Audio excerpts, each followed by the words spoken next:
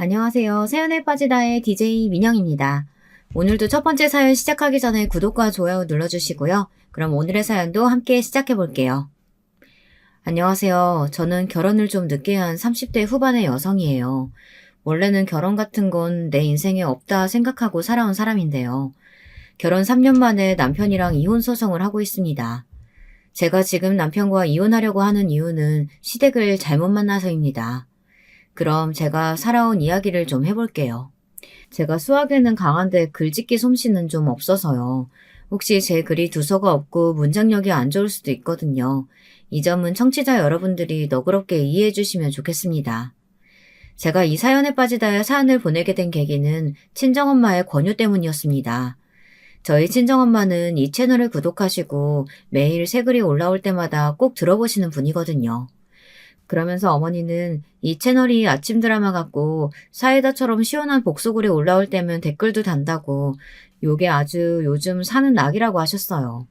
저에게도 얼른 구독하고 들어보라고 막 재촉을 하시더라고요. 저는 요즘 같은 디지털 시대에 웬 라디오 극장인가 싶었네요. 어머니께도 이게 재미있으면 드라마 보시면 되지 뭐하러 듣느냐고 물어봤는데요. 그게 어머니의 상상력이 더해지니까 드라마하고는 또 다른 맛이 있다고 하시더라고요.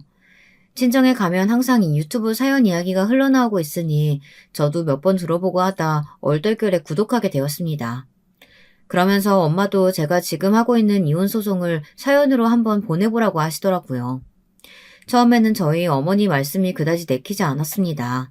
안 그래도 그 소송 때문에 골치가 아픈데 뭐하러 그럴까 싶었는데요.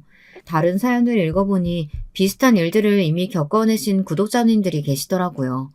그래서 저는 여러분들께 도움도 받고 힘도 얻으려고 이렇게 용기를 내서 펜을 들었습니다. 저는 서울 토박이입니다. 아버지는 사업을 하시고 어머니는 주부로 살아오신 평범한 집에서 태어났습니다. 저희 집은 중산층보다는 좀 사는 집안이에요. 그리고 오빠와 남동생 사이에서 자라서 그런지 저는 성격이 완전 손머스마 같았습니다. 초등학교 때도 골목대장을 항상 앞장서서 했고 고등학교 때도 저는 여중 여고를 나왔는데요. 쇼커트에 짧은 머리에 교복도 바지를 주로 입고 다녀서 선생님께 혼이 많이 났습니다. 그런 저에게 반했다면서 여자친구들이 초콜릿도 주고 진심을 담았다는 편지도 주더군요. 그렇게 여중 여고에서 남자 아이돌 같은 생활을 좀 했습니다. 대신 학창시절에 남자나 연애 같은 단어와는 아주 인연이 없었어요. 중고등학교 때쯤 되면 모든 애들이 대학을 목표로 공부를 하잖아요. 그래서 학원에서 커플이 되는 경우도 있고 다른 학교와 연합해서 동아리 활동을 하다가 사귀는 애들도 있었는데요. 저는 공부한다고 학원을 다닌 것도 아니었고 배구부 활동 때문에 주말에도 시합을 나가느라고 쉰 적이 거의 없었기 때문이었습니다. 저는 중학교 2학년 때 갑자기 키가 엄청 커서 175cm가 되었거든요. 그래서 2kg는 할 게 배구밖에 없다고 체육 선생님이 배구부에 강제로 집어넣어 배구를 하게 되었습니다. 저도 처음에는 하기 싫었어요. 하지만 체육 선생님이 피지컬 되고 운동신경 되는데 그 아까운 재능을 왜 썩히냐고 하시더라고요. 그러다 배구의 매력에 빠져 고등학교에 올라가서도 배구를 했습니다. 친정엄마는 그런 저를 여자다운 점이라고는 하나도 안 보인다며 걱정하셨어요. 여자애가 취미가 운동이고 매일 코트머리만 하고 다니니 성별이 의심된다고 하시며 뜨개질이나 다른 여자 같은 일들도 좀 해보라고 하셨거든요. 제가 그런 것은 아주 서툴러서 바느질도 뜨개질도 아직까지 하나도 못합니다. 요리도 결혼하기 전까지 한 번도 해본 적이 없어요. 매일 어머니가 해주시는 밥만 먹고 운동하기 바빴거든요. 그런 저 때문에 친정엄마는 제가 결혼하고 나서도 걱정되어 잠을 못 주무셨다나 봐요. 저희 어머니가 좀 약하고 여린 성격이시거든요.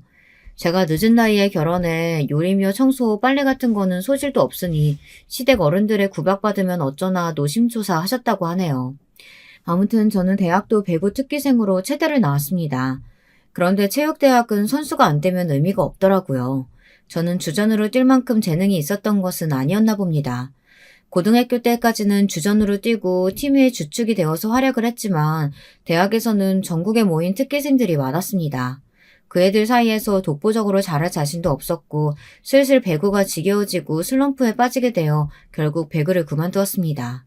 배구를 그만둔 저는 사회체육학과로 전과해서 스포츠 마사지, 재활 운동 같은 것을 배웠습니다. 그리고 대학을 졸업한 후 작은 회사에 들어가 2년 동안 사무직으로 근무했습니다.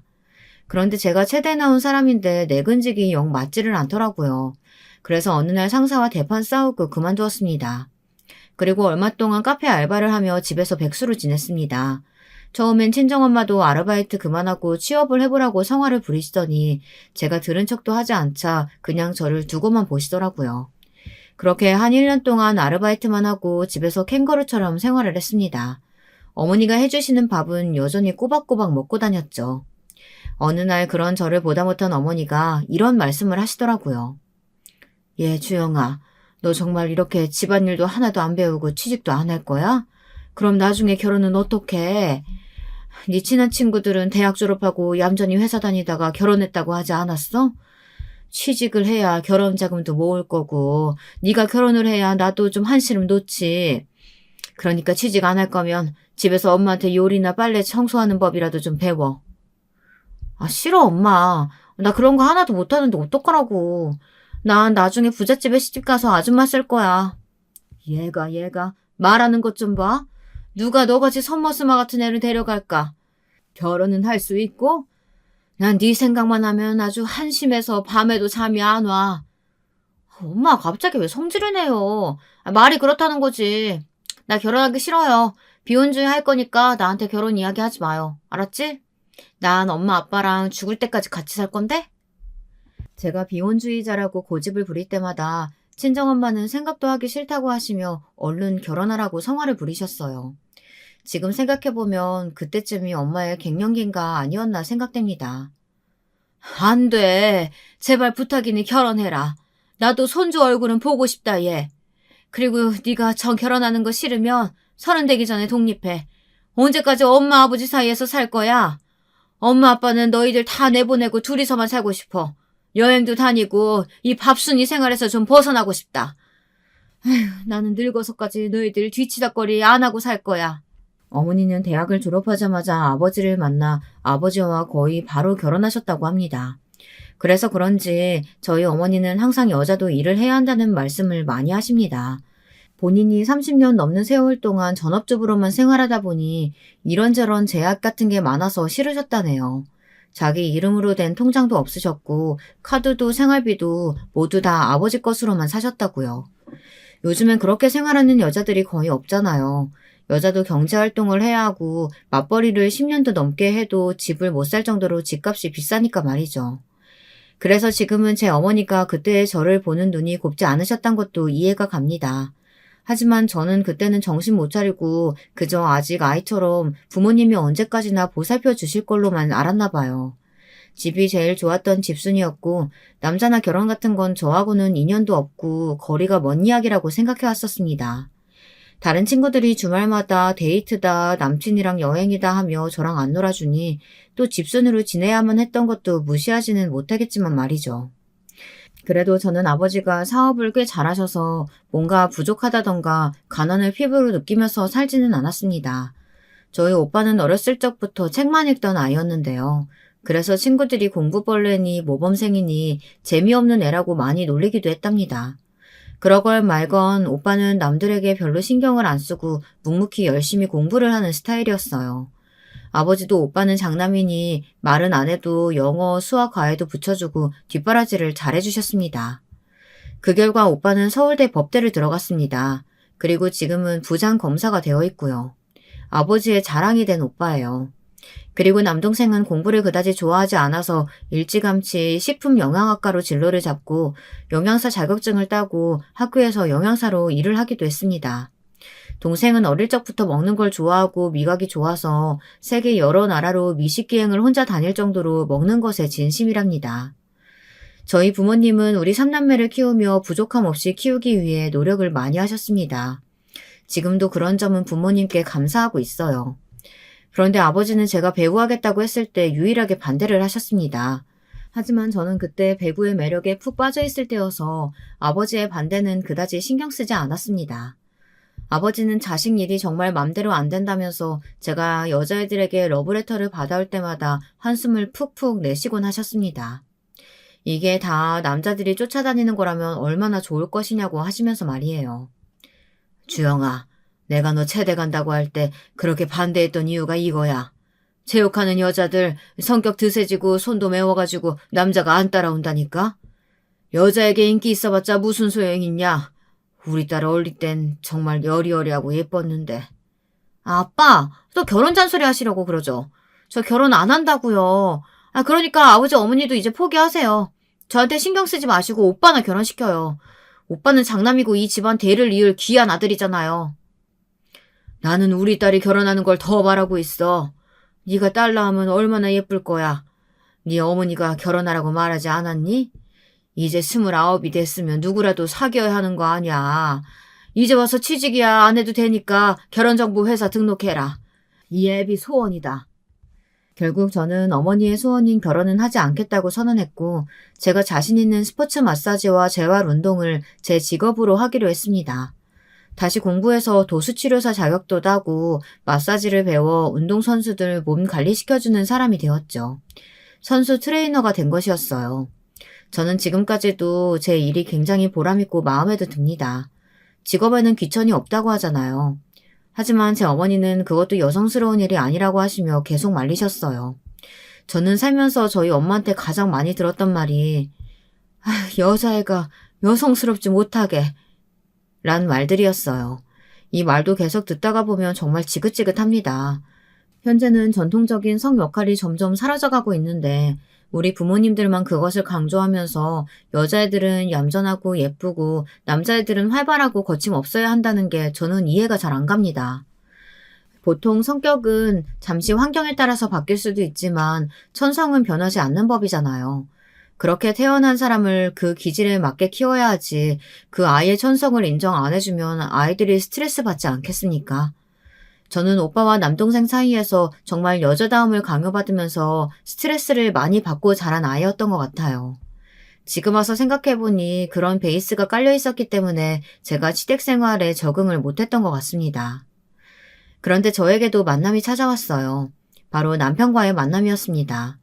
비혼주의를 고집했던 저의 차가운 마음에 봄을 가져다 준 좋은 사람이었습니다. 남편과는 어쩔 수 없이 이혼을 하게 되었지만 저는 그 사람과 좋은 친구로 지내고 싶을 정도였으니까요. 그 사람은 제가 일하는 선수들이 생활하는 곳에서 팀닥터로 일하는 사람이었어요. 저는 남편을 지금 일하는 직장에서 만났어요. 저는 여자 배구단 소속의 재활치료사로 일하고 있었고 남편은 그 팀의 닥터였습니다. 닥터라고는 하지만 병원에 취직하지는 않았고요. 여기저기 옮겨다니면서 선수들이 부상하면 치료해주고 간단한 응급처치 등을 주로 해주는 사람이었습니다. 제가 남편과 이혼을 하게 된 이유를 말씀드리자면 남편의 집안에 대해서도 언급을 하고 가야겠네요. 제가 원래 남의 이야기를 잘 못하고 하기도 싫어하지만 여러분들이 보다 더 잘 이해하실 수 있도록 말씀드려야 하겠습니다. 남편은 가정 환경이 좋지 못했어요. 아버지는 일찍 돌아가셨고 시어머니가 혼자인 남편과 그 밑에 여동생을 키우셨다고 합니다. 시어머니는 당연히 억척스럽게 성격이 변하셨고 아이들을 잘 키우고 싶으셨겠지만 남편은 어머니 얼굴을 거의 자기 전에나 보았다고 하더라고요. 저는 학교에서 돌아오면 항상 집에 엄마가 계셨기 때문에 잘 몰랐습니다.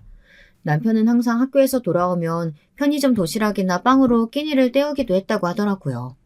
저희 집에서는 그런 일이 거의 있을 수 없는 일이었거든요. 어머니는 집밥을 좋아해서 밖에서 사 먹는 음식은 몸에 나쁘다고 굳게 믿는 분이셨어요. 하지만 시어머니는 사는 게 바빠서 집안일은 거의 신우와 남편에게 맡기다시피 했다고 하더라고요. 그래도 남편의 집안 형편은 나아지지 않았어요. 시어머니는 본인의 아이들은 잘 안 봐주면서 남편의 이모 집에는 도움을 막 주셨다고 하거든요. 남편의 이모는 시댁보다 더 못 사는 집이었던 거예요. 시어머니는 혼자 억척스럽게 일하셔서 본인 가정, 여동생의 가정까지 생계를 책임지게 된 거였습니다. 그런데 이 이모라는 분은 어른이긴 하지만 정말 제가 생각해도 좀 어이가 없는 분이었어요. 다단계에 빠져서 맨날 자기 밑에 사람 모으기에 바쁘고 이모님 본인 애들 챙기는 건 뒷전이었다고 하더군요. 그래서 시어머니는 어쩔 수 없이 이모님 아이들도 챙기셨다는 거예요. 그 말을 듣고 저는 남편에게 어떻게 그런 집에서 살았느냐고 의아해했습니다. 하지만 남편은 서글스럽게 웃으면서 그런 집들도 아주 많았다고 말하는 것이었습니다. 세상에, 저는 우물안 개구리처럼 사회를 정말 몰랐던 것 같았습니다. 그래서 어릴 적부터 남편은 여동생네 이모네 애들까지 돌보는 거의 소년 가장의 위치에 있었던 거예요. 그러다 보니 남편은 저보다 요리도 잘하고 청소 빨래에도 소질이 있었습니다. 시어머니는 생계비만 벌고 계셨던 것이었죠. 제가 그런 시댁 형편을 모르고 결혼한 것은 아니었습니다. 남편은 저를 좋아하긴 하지만 제 부모님이 시댁이 가난하다고 결혼을 반대하실 것 같아 처음부터 제 짝이 아니라고 생각했었다고 합니다. 그래서 저는 남편에게 그런 걱정은 할 필요 없다고 말했습니다. 난 당신이 정말 좋은데 그래도 결혼은 안 될 것 같아. 내가 4살이나 어리기도 하고 우리 집은 가난해서 쥐뿔도 없는데 어떻게 무슨 염치로 내가 당신한테 프로포즈를 하겠어. 그런 걱정은 뭐하러 해. 우리 부모님은 내가 남자만 데려왔다고 하면 두 손 두 번 들고 환영하실 분들이야. 그러니까 당신은 나만 믿어. 아무 걱정하지 말고. 상견례도 내가 잡아볼 테니까 나한테 다 맡겨. 당신은 아무것도 할 필요 없어. 그냥 내 곁에만 있으면 돼. 내가 행복하게 해줄게. 저는 남편과의 연애에서도 스스로 리드하는 편이었어요. 직장 동료였지만 남편은 저보다 4살 연하였기 때문입니다. 그리고 남편은 가난한 형편 때문에 여자친구를 사귀어본 적이 없었다는 거였어요. 소위 모태솔로라고 하죠. 저는 적지 않게 놀랐습니다. 아무리 응급의학과라도 그래도 의사인데 의사들은 돈도 많이 벌고 인기 있는 직업 아닌가요? 그런데 남편은 스스로 자신감이 부족해서 대시해오던 여자들을 항상 피하기 바빴다는 것입니다. 그러다 남편은 제 눈에 띄게 되었고 저는 남편의 다정한 배려심에 반하게 된 것이었죠. 사실 제가 먼저 반했고 사귀자고 말을 한 것도 저였어요. 그래서 저는 항상 남편에게 약한 사람이었습니다. 그래서 시댁 어른들이 저를 호구로만 보고 어떻게든 돈을 뜯어내려고 했을 때도 참고 있었던 겁니다. 다시 본론으로 돌아오면 저는 직장에서 남편을 만나 초고속 결혼을 하게 되었습니다. 제가 36이고 남편은 32이었을 때였어요. 결혼을 하려고 보니 어찌나 그렇게 준비해야 할 게 많은지 저는 결혼 2번 하라면 절대 못할 것 같습니다. 상견례를 하던 날 저는 호텔 중식당을 예약했고 시댁에서는 그 호텔 비싼 데 아니냐면서 놀라셨다고 하더군요. 그리고 시어머니는 상견례 날에 그 이모를 대동하고 나타나셨던 것이었습니다. 저는 마음속으로 좀 울컥했어요. 남편에게 들은 일이 있으니 저는 그 이모님이 좋게 보일 수가 없었습니다. 그런데 왜 같이 오셨는지 좀처럼 이해가 안 됐습니다. 저희 부모님도 이모님의 얼굴을 보고 좀 놀라셨어요. 보통은 홀 시어머니 자리여도 혼자 나오시지 않나요? 시어머니는 우리 아버지 얼굴을 살피며 조심스럽게 이렇게 이야기하시는 겁니다. 아, 이쪽은 제 동생인데요. 제가 남편이 없어서 우리 동생하고 거의 옆집 살면서 서로 의지하고 살아왔답니다. 혹시 신랑 이모가 나와서 좀 불편하신가요? 아, 그러셨군요. 아닙니다. 사위에게 아버지가 일찍 돌아가셨다고 들은 것 같습니다. 그간 고생이 많으셨겠습니다. 친정아버지가 안쓰럽게 시어머니를 바라보며 괜찮다고 하시자마자 시어머니는 그동안 고생했던 이야기며 남편을 어떻게 키웠는지 이런 이야기들을 마치 동네 아줌마에게 수다 떨듯이 우리 아버지에게 거침없이 말씀하시는 거였습니다. 그런 시어머니를 보며 옆에서 우리 어머니는 속으로 많이 놀랐다고 하시더군요. 저희 어머니는 그 내향형이라 남 앞에서 이야기를 잘 못하시거든요. 그런데 시어머니는 정말 사돈될 분들에게 시시콜콜한 이야기까지 전부 숨김없이 말씀하셨습니다. 처음 만나자마자 그런 말씀을 하시니 저도 좀 거부감이 들더군요. 하지만 남편은 좋아하는 눈치여서 아무 말 하지 않고 그날만 넘기자 생각을 했습니다. 그런데 제 신경을 쓰이게 한 사람은 그 이모님 한 사람만이 아니었어요. 신이 될 남편의 여동생은 얼마나 눈치가 없는지 자기 앞으로 좋아하는 음식을 다 끌어와서는 그 자리에서 완전히 뷔페식으로 식사를 하고 있었습니다. 그 덕에 저의 부모님과 저는 시누이 눈치 본다고 거의 식사도 하지 못했어요. 정말 며칠 굶은 사람처럼 먹는데 이런 자리에서 꼭 그래야 했을까 지금은 의문이 듭니다. 사실 저도 먹는 데는 진심이라 누가 뭐 먹겠다고 하면 말리지 않습니다. 얼마나 좋아하는 음식이 많았으면 저랬을까 싶다가도 양가 인사하는 자리인데 한마디도 안 하고 먹을 것만 꾸역꾸역 밀어넣고 있는 미래의 시누이에게 그다지 좋은 인상은 못 받았습니다. 제 얼굴에 썩은 미소가 떠오르며 좀 불편해 보이자 남편은 시누이의 옆구리를 쿡 찔렀습니다.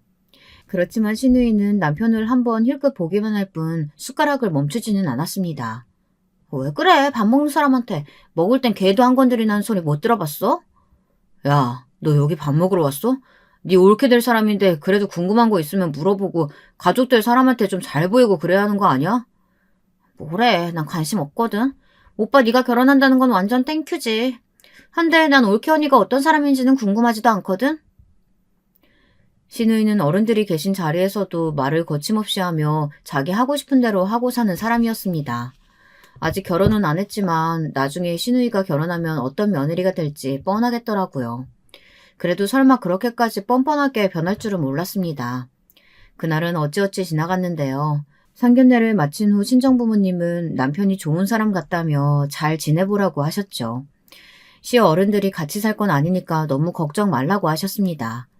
특히 시어머니는 제가 비혼주의를 철회한다고 결혼하겠다고 한 것만 해도 다행이라고 하시면서 한숨 놓으셨다고 좋아하셨습니다.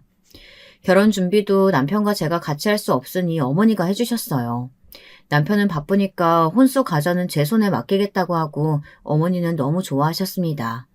딸 결혼시킨다고 엄마랑 둘이 혼수를 보러 다니게 될 줄은 몰랐다고 하시면서요. 어머니의 그 말을 들으니까 저도 그때는 결혼은 내가 하는 건데 부모님이 좋을 수도 있구나 생각했어요. 부모님께 철없이 비혼을 고집하던 지난날이 좀 죄송스럽기도 했습니다. 그렇게 결혼은 일사천리로 이루어졌습니다. 신혼여행도 다녀왔고 시댁에도 인사를 갔었습니다. 그런데 시댁에서 저는 또 시어머니의 의외의 일면을 보게 되었습니다. 저희들이 시댁에 도착하자 시누이는 어딜 갔는지 집에도 없더라고요.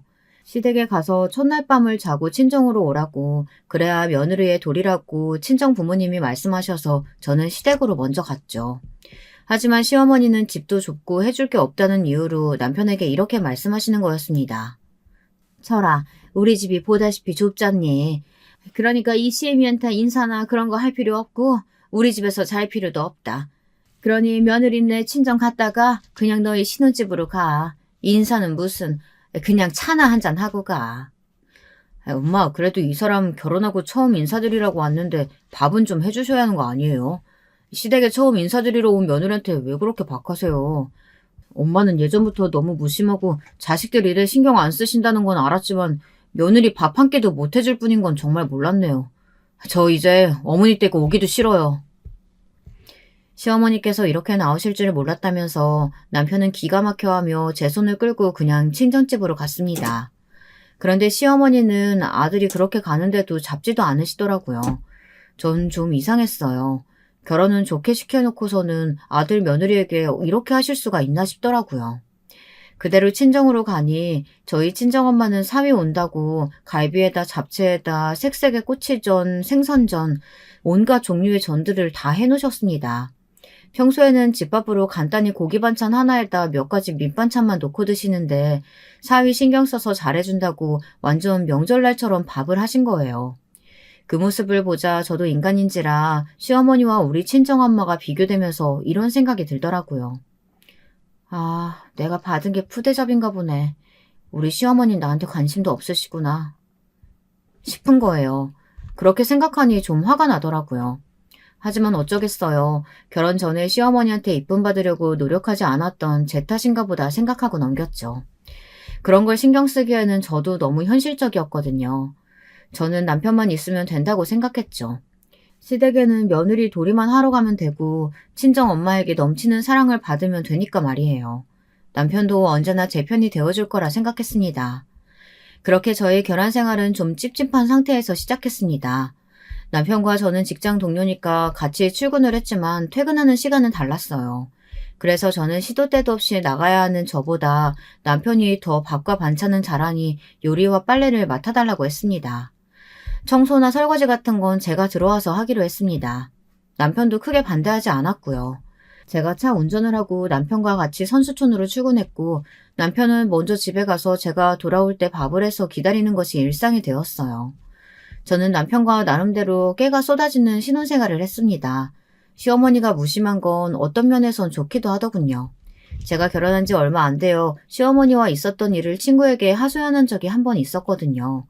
그랬더니 친구들이 이래라 저래라 간섭하고 구박하는 시어머니들이 얼마나 많은지 아냐고 그렇게 말하더라고요.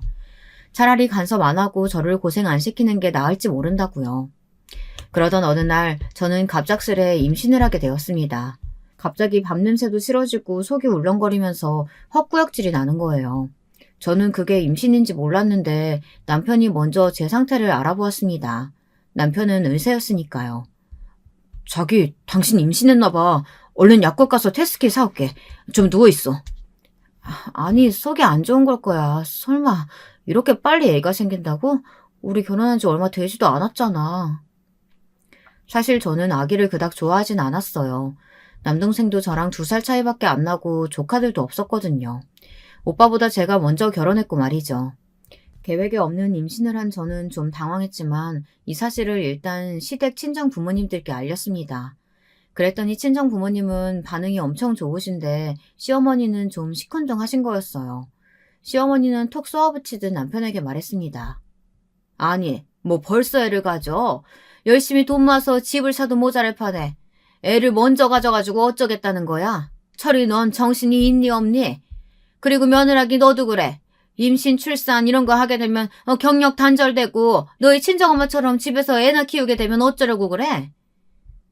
어머니, 전 그럴 생각 없어요. 남편이랑 둘이 키우는 거지 저 혼자 독박 육아할 생각 없어요. 그러니까 어머니가 걱정하시는 일 일어나지 않을 거예요. 뭐라고? 왜 가만히 있는 철이를 들먹여? 애가 뭐 슈퍼맨이라도 되냐? 밖에서 힘들게 일하고 오면 집에서 밥 시키는 것도 모자라서 이제는 애까지 같이 키우겠다고? 같이 키우긴 할 거니? 철이한테 육아 다 시켜놓는 건 아니고? 시어머니는 가끔가다 저렇게 저의 속을 뒤집어 놓는 말씀을 많이 하셨습니다. 철저하게 어머니의 집안과 남편 입장에서만 생각하고 제 걱정이나 입장 생각은 하나도 안 해주시는 아주 정없는 분이셨어요. 그런 걸 알고 시집왔기에 저는 아무 대답도 하지 않았습니다. 그냥 장단을 맞춰주지 말자고 생각했어요. 저도 사람인데 당연히 서운했죠. 하지만 시어머니는 원래 그런 사람이려니 하고 생각했습니다. 저는 임신 9개월 기간 동안 시어머니나 친정엄마의 도움도 받아본 적이 없습니다. 입덧을 할 때에는 그 입덧을 참고 선수들을 돌봤고 8개월로 배가 불러올 때에는 1개월간 쉬긴 했지만 절대 엄마에게 도움을 요청하고 싶지 않았어요. 친정엄마는 힘들면 친정에 몇 달이고 있다 가라고 걱정스럽게 말씀하셨지만 저는 이를 악물고 버텼습니다. 시댁, 친정, 양가 부모님께 빚을 지고 싶지는 않았거든요. 제가 그런 성격도 아니고요. 혼자서 뭐든 해결하고 싶어하고 남들에게 신세지는 건 정말 싫었습니다. 요즘은 가족들에게도 신세지면 갚아야 한다는 의식들 많이들 갖고 있잖아요. 그러다 저는 아기를 좀 일찍 낳았어요. 원래 임신 기간은 40주인데 저는 8개월 말쯤, 그러니까 35주에 아기를 낳게 되었어요. 진통보다 먼저 양수가 터져 급하게 응급으로 수술을 하게 되었습니다. 진통은 임신 기간 동안 배뭉치만 몇 번 겪고 저는 그렇게 아기를 낳게 되었습니다. 다행히 34주가 넘어섰고 몸무게가 3kg이 넘어서 아기가 미숙아는 아닌 수준이라고 인큐베이터에는 들어가지 않았더라고요. 친정엄마는 제가 아기를 낳았다는 소식을 듣자마자 병원으로 달려오셨어요. 그리고 저에게 수고했다고 말씀하시며 눈물을 보이시더라고요. 아기도 이쁘지만 친정엄마 눈에는 딸만 보인다고 제 걱정을 엄청 많이 하셨습니다. 하지만 시어머니는 달랐습니다. 시어머니는 제가 누워있는 병실에는 와보지도 않으셨어요. 그냥 아기만 구경하고 예쁜 애 한마디 남기고 가셨다고 나중에 남편이 말하더라고요. 아무리 며느리가 이쁘지 않다지만 본인 손주인데 그렇게까지 하고 싶을까 생각이 들었습니다. 그리고 또 섭섭한 마음이 들었고요. 딸이라서 그런 건가 하는 의구심도 들었습니다. 왜 드라마 보면 아들 선호사상에 푹 절여져 있는 시어머니들 많잖아요. 혹시 우리 시어머니도 그런 분은 아닌가 하는 생각까지 들더라고요. 저는 병실에서 힘없이 누워 남편에게 물었습니다. 자기, 어머니 말야, 너무 나한테 찬바람 쌩쌩 부시는 것 같지 않아? 아들 뺏긴 기분 드는 거야? 아니면 내가 마음에 안 드시는 거야? 우리가 같이 육아하는 게 마음에 안 들어서 그러시는 건가? 아니야. 당신은 그런 신경 쓰지 말고 산후 회복하는 거나 잘 신경 써. 우리 엄마는 내가 제일 잘 알아. 워낙에 말로 표현하는 분이 아니라서 그래. 당신이 이해 좀 해줬으면 좋겠어. 난 우리 딸 태어났을 때부터 너무 기뻐서 눈물이 다 났다니까. 남편은 호들갑을 떨며 제 손을 잡고 수고했다고 말해주었어요. 그리고 꽃바구니도 병실에 장식해 주었고요. 남편은 아기가 생겼다는 기쁨에 들떠 있었습니다. 그리고 제 친정 부모님도 첫 손녀라 너무나 좋아하셨어요. 그래서 아버지는 제가 퇴원하고 첫 명절에 아기를 데리고 왔을 때 남편에게 뭐 필요한 거 없느냐는 식으로 물어보셨어요. 아이고, 우리 손녀딸 아주 예쁘구나, 이뻐. 내 친구들이 손자 손녀 자랑을 그렇게 할 때 뭔 소린지 몰랐는데 이렇게 태어나고 보니까 좋네. 자네 뭐든 필요한 거 있으면 말만 해. 내가 우리 딸 출산 선물로 뭐 새 차나 집 정도 사줄 수 있으니까. 아닙니다, 아버님. 저희들 작지만 전셋집도 있고 제 차도 아직 잘 굴러갑니다. 그러니 필요한 건 없어요.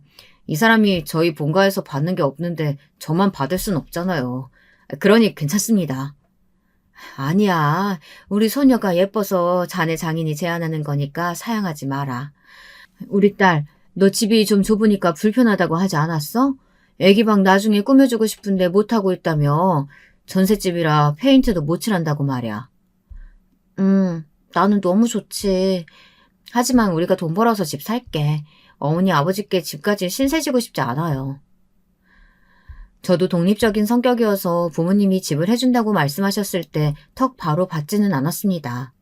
하지만 아버지는 저에게 제가 어렵게 결혼했고 아기까지 낳은 걸 보니 감개가 무량하다면서 집을 해주시고 싶다고 고집을 부리시더라고요. 그래서 어쩔 수 없이 아버지께 집을 받았습니다. 강남에 있는 아파트 한 채였어요. 그 당시 돈으로 한 10억이 되는 아파트였던 것 같습니다. 아버지는 방 3개짜리는 당연히 되어야 한다며 이왕 집을 사는 건데 학군이 좋은 대치동으로 하자고 하셨습니다. 그래서 저는 아무것도 모르고 그냥 아버지가 사주시는 대로 하겠다고 말씀드렸죠. 남편은 이게 꿈인지 생신지 모르겠다며 너무나 좋아했습니다. 작은 것도 아니고 무려 강남의 아파트를 갖게 되다니 말이죠. 친정아버지는 처음엔 남편 명의로 사주시겠다고 했습니다. 그게 세금이며 혜택이 더 나으니까요. 하지만 남편은 부담스럽다고 하며 공동 명의로 집을 사겠다고 했습니다. 그렇게 저희는 전셋집 생활을 바로 청산했고 강남에 있는 아파트로 이사를 갔습니다. 이 소식은 시어머니 귀에 금방 들어가게 되었어요. 남편에게 그 말을 듣자마자 시어머니는 득달같이 저에게 전화를 하셨더라고요. 그리고 꼭 비꼬는 듯한 말투로 말씀하셨습니다. 예, 너희 친정에서 집 해주셨다면서? 아이고, 정말 너 땡 잡았다. 애 하나 낳았을 뿐인데 그것도 아들도 아니고. 너희 아버진 정말 돈도 많으신가 보다. 요즘 세상에 누구는 애 안 낳고 사나? 너네 친정 왜 그렇게 유난스럽니? 첫마디부터 저러시니 정말 저는 시어머니에게 대꾸하고 싶은 생각도 안 들었지만 그래도 가정교육도 못 받은 며느리라고 욕을 듣기 싫어서 한마디 해주었습니다. 네, 어머니. 제가 원래 비혼주의자였거든요. 그래서 저희 친정 부모님은 제가 결혼해서 애 낳은 것만으로도 칭찬받을 일이라고 하셔요. 그래서 사주신 거예요. 근데 왜 말씀을 그렇게 하세요? 어머니가 막말로 저희 집 사는데 돈 못 해주신 것도 아니고요. 뭐?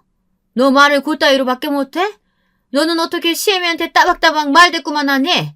아이고, 넌 처음부터 내 마음에 들지도 않더니 끝까지 이런 식이구나. 난 네가 애 낳고 아파트 받았다길래 부러워서 그랬던 거야. 아니, 부러우면 그렇다고 말씀을 하면 되지. 꼭 저렇게 비틀어서 이야기하실 건 뭐래요. 그래서 저는 더 들을 말도 없을 것 같고 기분이 나빠서 잘 지내라고 끝인사를 하고 전화를 끊어버렸습니다. 그랬더니 시어머니는 다시 전화를 하셔서 다짜고짜 소리를 지르시는 거예요. 야, 너 정말 이 시애미가 어른 같지 않지? 응? 통화하는 도중에 끊는 그런 버릇은 누구한테 배운 거야? 못돼 처먹은 거. 우리 철이가 착해서 그렇지. 아니면 너 같은 애랑은 결혼도 하지 않았어. 그 팀닥터인지 뭔지 그만두고 병원장 딸이랑 결혼했어야 하는데. 아휴, 우리 아들 너 때문에 앞길 막힌 거다. 여러분은 우리 시어머니 같은 사람이 이해가 되시나요? 저는 왜 제가 그런 말을 그것도 시어머니에게 들어야 되는 건지 모르겠더라고요. 그래서 더 이상 시어머니와 말하기 싫다고 하고 전화를 끊고 나서 시어머니를 차단시켰습니다. 그리고 육아휴직 중에 있던 남편에게 시어머니가 이런 말씀을 하셨다고 어이가 없다고 불평을 했습니다. 그랬더니 남편은 그저 시어머니가 힘들어서 그렇다고 신경 쓰지 말라는 말만 하더라고요. 그런데 시어머니의 말을 며느리가 돼서 어떻게 신경을 안 쓰고 살겠습니까? 그것도 저렇게 아픈 데를 찌르는 날카로운 말들을 하시는데요. 그런데 그 전화 통화를 하고 며칠이 안 되어서 저는 또 황당하고 어이없는 전화를 받았습니다. 누구에게 받았느냐고요? 바로 그 문제의 시 이모님이었어요. 게다가 그 시 이모님이 저희가 아파트에 이사한 후에 전화하신 것도 마음에 걸렸습니다.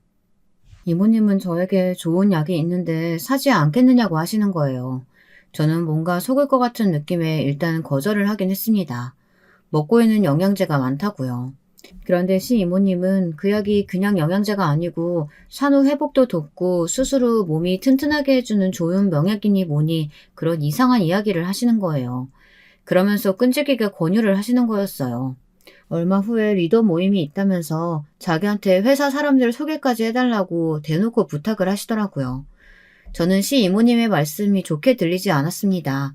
다단계를 하시다가 쫄딱 망했다고, 그래서 어머니가 생계비까지 줘가며 돌보고 있다는 시 이모님의 말을 어떻게 믿겠어요. 그래서 애둘러 거절을 했습니다. 이모님, 말씀은 정말 감사한데 저 이제 안 아파요. 원래 몸이 좀 튼튼하기도 했고 수술 한 번 했다고 여기저기 막 아픈 건 아니니까요. 아프면 병원에 갈게요. 아니, 내가 너 생각해서 해준 말인데 그렇게 고깝게 들을 건 뭐냐? 우리 언니한테 얘기 들었는데 너 정말 되바라진 애였어. 시댁에 시집 왔으면 어른들 말씀을 고분고분하게 들을 줄을 알아야지. 제가 제대로 된 말씀이면 듣겠는데요. 약을 팔려고 하시는 거면 안 들으려는 거예요. 아프면 병원에 가던가 그때 약 사 먹을 테니 저한테 그런 강요 안 하셨으면 좋겠어요. 혹시 저희가 아파트 샀다고 해서 돈 좀 있나 보다 하고 파시려는 거 아니세요? 뭐? 야! 네가 언제 우리 집 생계에 뭘 보태줬다고 그런 무례한 소리를 짓거려? 정말 보자 보자 하니까. 됐어. 나는 좋은 약이라고 소개해주려고 한 건데 그만 끊자. 이모님 역시 화난 상태로 전화를 끊으셨어요. 저는 그때 좀 시댁이 가난한 게 보통 일은 아니구나 생각이 들어 피부로 와닿았습니다.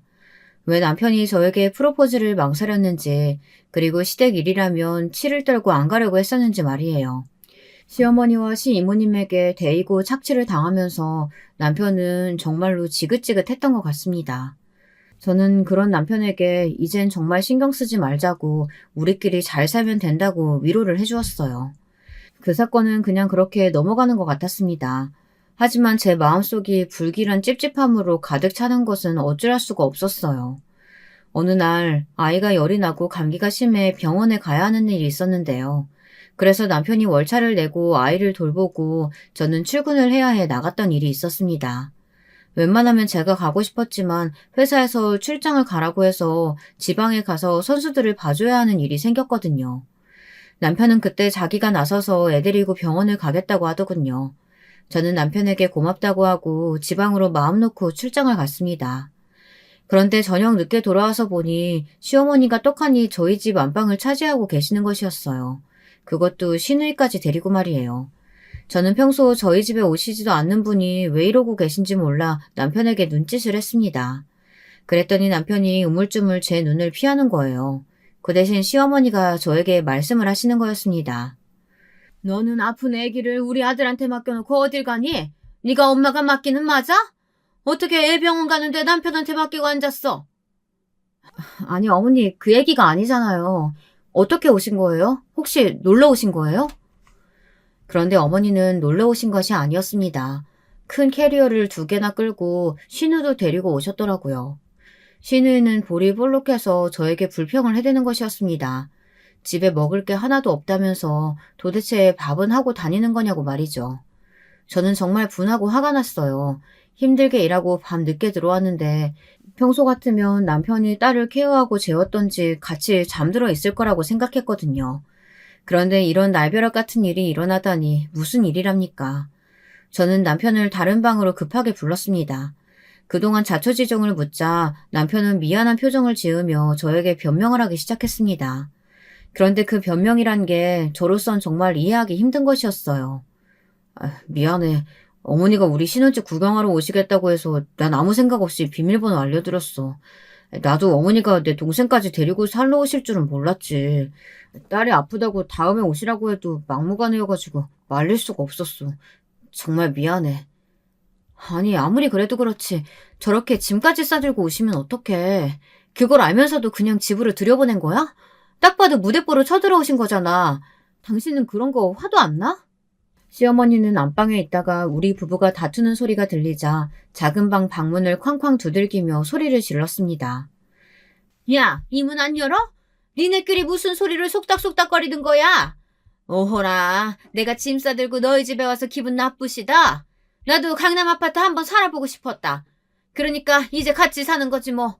마침 이번 주 계약도 끝났겠다. 좀 있으면 이사 나가야 되는데 너희 집이 살기 좋아 보이더라. 저는 화가 나서 안방문을 박차고 나갔습니다. 그랬더니 시어머니는 팔짱을 끼고 의기양양하게 서 계시는 거예요. 도대체 어머니가 이러시는 이유를 알 수가 없었습니다. 물론 각자 합의하에 제가 허락을 하면 같이 살 수도 있고 다음 이사를 하실 때까지 잠시 거처하신다면 저도 이해해 줄 수 있어요. 하지만 시어머니는 마치 당연히 자기 집 오듯 행동하고 신우이란 사람은 저한테 밥 맡겨놓은 사람처럼 구니 화가 안 날 수가 없잖아요. 저는 시어머니께 얼른 나가시라고 정말 도둑처럼 이렇게 막무가내로 오시지 말고 먼저 상의를 했어야 하는 거라고 말씀드렸습니다. 그랬더니 시어머니는 갑자기 울면서 쇼를 하시는 거예요. 아이고, 우리 아들이 집에서 얼마나 권위가 없으면 며느리가 이렇게 기세등등하게 날 내쫓으려고 하니. 이 집이 우리 아들 명의라며 아무리 친정아버지가 사줬어도 엄연히 네 남편은 이 집에 대한 권리가 있어. 엄마, 그런 말이 어딨어요. 이 집 공동명의예요. 우리는 부부지만 동등한 위치에서 각자 생활하고 수입도 생활비 반씩 된다고요. 그러니 얼른 나가세요. 제가 나중에 월세방 보증금 정도는 드린다니까요. 남편의 말에 시어머니는 더 꺼이꺼이 울면서 완전 헐리우드 배우 뺨치게 연기를 잘하시더라고요. 저는 너무 어이가 없어 이 모습을 멍청하게 바라보고 있었어요. 그러다 아무래도 친정에 알리는 게 낫겠다 생각이 들더라고요. 아무리 남편이 저에게 잘해준다고 하더라도 이런 무대뽀 시누이와 시어머니 그리고 이모까지 세트로 괴롭히니 도저히 못 살겠다 생각이 들었습니다. 저는 시어머니와 시누이를 다시 시댁으로 쫓아보냈습니다. 좋은 말로 해서 안 들으면 어쩔 수 없이 힘으로 하는 수밖에 없죠. 시어머니는 안 끌려 나가려고 안간힘을 쓰셨지만 제 힘이 굉장하거든요. 운동을 했으니까요. 시누이는 옆에서 제 바지가랑이를 붙들고 매달리며 안 나가려고 난리를 치더군요. 앞까지 바락바락 썼습니다. 아니, 왜 우리 엄마한테 이래? 진짜 너 시어머니 우습게 보니? 말 잘했어. 시누이라고 처음부터 내가 오든 말든 소 닭 보듯 한 년이 니는 엄마 괴롭힌다고 매달리긴 왜 매달려? 저는 시누이를 발로 차서 집 밖으로 떨어뜨리고는 현관문을 쾅 닫아버렸어요. 그리고 시어머니가 소리 지르며 문 열라고 쾅쾅대든 말든 무시해버렸습니다. 그랬더니 남편이 집안에서 안절부절 왔다 갔다 하며 저에게 애원을 하더라고요. 자기야, 내가 진짜 면목이 없는데 그래도 1년이라도 한번 같이 살아보면 안 될까? 물론 우리 어머니 방식이 너무 괴이한 거 당신 이해 못하는 거 잘 알아. 하지만 조금만 양보해서 한 1년 정도만, 어? 아니, 이건 방식이 틀렸어. 난 절대 그럴 수 없어. 앞으로 당신이 시어머니 시누이 편 든다면 난 이혼할 거야. 그러니까 선택해. 나와 우리 딸인지 시댁 식구들인지. 남편은 울면서 아무 결정을 못하겠다고 하더라고요. 결국 저희들은 이혼 숙려 기간을 가졌습니다. 친정에서는 제가 당한 일들을 이야기하니 화를 내시면서 엄마 아버지가 다 펄쩍 뛰셨습니다. 시어머니의 행위가 정말 이해할 수 없는 일인 것이고 시이모도 뭔지도 모를 약을 막 팔려고 하는 걸 보니 그 집안은 글렀다면서 마음 굳게 먹고 이혼까지 가자고 하더군요. 여기까지가 제 이혼 사건의 전말이었습니다. 그 후로 남편하고 한두 번 만났는데 남편은 자기가 나가겠다고 하더라고요. 어디서 지내느냐 물었더니 시댁에 돌아갔다 시어머니가 시이모와 함께 그 좁은 집에서 복닥거리는 걸 보고 결국 보증금을 해주고 자기는 회사 근처에 오피스텔을 얻었다고 하더라고요. 저는 집을 일단 팔고 그 돈의 반을 주겠다고 했어요. 남편이 잘못한 건 시어머니를 끊어내지 못한 것뿐이니 불쌍하더라고요. 그래서 공동 명의였던 집을 팔아서 남편에게 위자료를 줬습니다. 남편은 극구 사양하고 미안하다고 계속 되풀이했지만 저는 그 사람에게는 악감정이 없는걸요. 시어머니와 시누이의 만행 때문에 이혼한 것뿐이죠. 그렇게 짧은 결혼 생활은 끝이 났습니다. 하지만 저는 우리 딸을 얻었으니 상관없습니다. 친정 부모님이 제 딸을 키워주시겠다고 계속 일을 하라고 하셔서 저는 친정에 다시 들어갔어요. 여러분, 제 이야기 어떻게 들으셨는지 궁금하네요. 저는 그저 좀 더 시어머니가 저에게 잘해주고 소통을 해줬다면 이렇게 냉정하진 않았을 거라고 생각합니다. 하지만 제 시어머니는 그런 사람이 아니었습니다.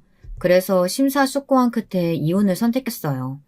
남편과 남이 된 것은 정말 안타까운 일이지만 그런 시댁 식구들 사이에 살다간 저는 정신병에 걸릴 것 같았어요. 제가 살기 위해 탈질했다고 할까요?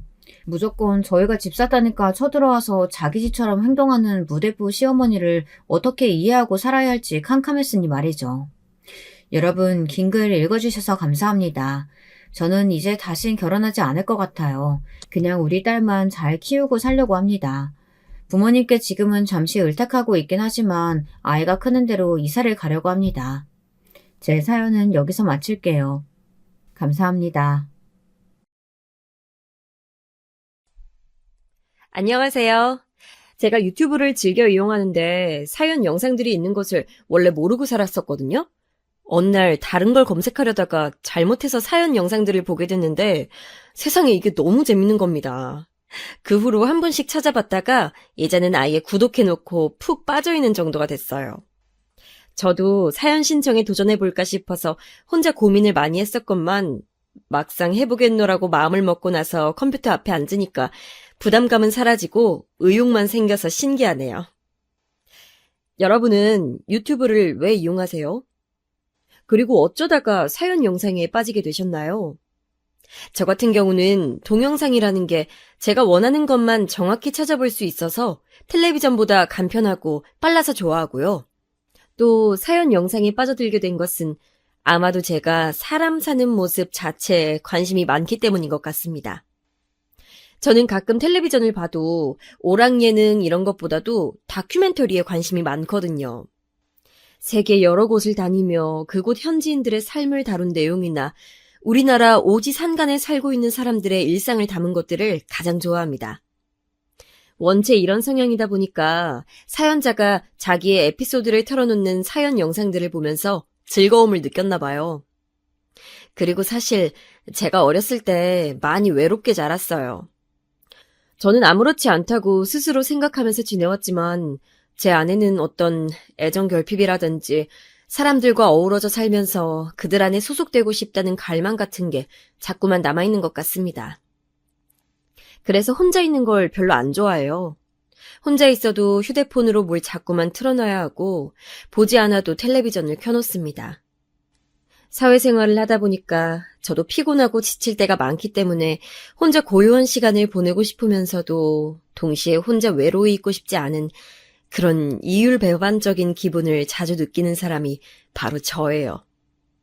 아직은 30대이기 때문에 이런 건지, 그렇다면 더 나이가 들면 외로움에 무뎌질지 이런 것들이 궁금한 요즘입니다. 인생 선배님들께서 이런 저에게 혹시 조언을 주실 수 있다면 감사할 것 같네요. 저는 세 자매의 둘째로 태어났어요. 딸만 셋인 집인데 제가 어떻게 외로울 새가 있었냐고요? 다 사정이 있었답니다. 원래 저희 집은 부유한 편이었다고 해요. 제가 하도 어렸을 때라서 기억은 못하는데 부모님의 얘기를 들어보거나 저의 어렸을 적 사진을 보자면 확실히 유복한 환경이었던 것을 알 수가 있습니다. 그런데 제가 6살 때 일이었어요. 이때 저희 언니는 8살이었고 동생은 5살이었습니다. 우리 삼촌이 그럴 리가 없어. 얼마나 진실된 사람인데 설마 우리의 등에 비수를 꽂고 도망갔으리라고? 이건 말도 안 돼. 나 도저히 믿을 수가 없어. 당신 정신 차리고 현실을 봐. 이미 일어난 일이야. 우린 지금 망한 거라고. 우리 재산 다 날린 거 지금 이렇게 눈으로 다 보고 나서도 부정할 거야? 어떻게 사람이 그럴 수가 있냐고. 우리가 얼마나 자기를 믿었는데 그런 우리를 이렇게 배신할 수가 있어? 여보, 난 이제 못 살 것 같아. 환멸이 나서 못 살겠다고. 우리 애들 앞으로 어떡해? 죄 없는 우리 애들. 아무것도 모르는 애들이 재산 다 날리고 빚더미에 앉은 집안에서 커갈 거 생각하면 나 지금 벌써부터 숨이 막혀와, 여보. 나는 자신 없어. 삼촌이라고 불렸던 먼 친척분에게 부모님은 처절한 배신을 당하셨어요.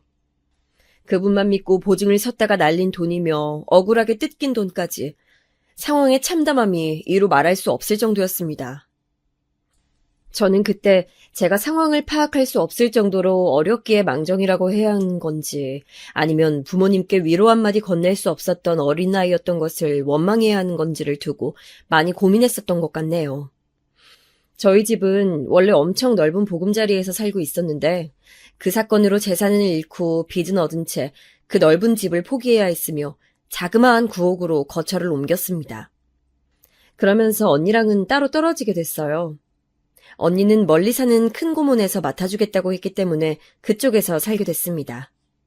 언니는 그때부터 큰 고모의 자식들과 같은 학교를 다니면서 마치 그 집 식구처럼 살아가게 됐죠. 저는 어려서 그런 이해관계들을 몰랐기 때문에 그저 언니를 잃었다는 상실감만 느꼈습니다.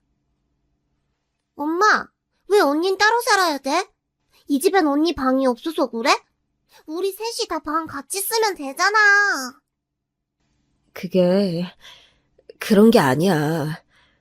이 집이 좁아서 너희 언니랑 같이 못 사는 게 아니야. 그냥 너희 언니한테는 거기서 사는 게 좋은 길이기 때문에 그렇게 된 거야. 우리 수연이는 착한 동생이니까 언니 행복해지는 길 응원해 줄 수 있지? 응? 우리 수연이가 이해해줬으면 좋겠어. 엄마가 저를 붙잡고 거듭 말씀하셨을 때 저는 솔직히 하나도 상황을 이해하지 못하고 있었지만 몇 주 사이에 엄마가 너무나도 피골이 상접하고 초췌해진 것을 느낄 수 있었기에 그대로 입을 다물었습니다. 때를 쓰고 응석을 부릴 때가 아니란 것을 직감적으로 알았던 것 같아요. 하지만 제 동생은 달랐어요. 난데없이 바뀐 열악한 환경에 불만을 품었고 도무지 적응을 하지 못하면서 부모님과 저에게 매일같이 소리를 지르고 때를 쓰고 난리였던 것으로 기억을 합니다. 나 이런 거 말고 불고기 먹고 싶단 말이야. 수민아, 불고기는 지난주에 먹었잖아. 기억 안 나? 이것도 맛있는 거야. 반찬 투정하지 말고 얼른 먹어. 싫어. 엄마는 왜 맨날 나보고 맛없는 거 먹으라 그래? 냉동실에는 왜 아이스크림 안 사다 놓는 건데? 냉동실에 맨날 아이스크림 있어야 될 거 아니야, 이 바보들아! 엄마랑 아빠랑 언니랑 전부 다 바보들이야, 진짜 싫어! 집안의 막내로서 응석바지로 자라왔던 동생이었어요. 언니랑 제가 혼이 나도 동생은 원래 혼이 나는 법이 없는 아이였습니다. 그랬던 공주님이었으니 바뀐 환경이 마음에 들지 않았고 적응할 생각도 하지 않았으며 무작정 다시 대궐 같은 집으로 돌아가는 날만 꿈꾸며 기다렸던 것이죠.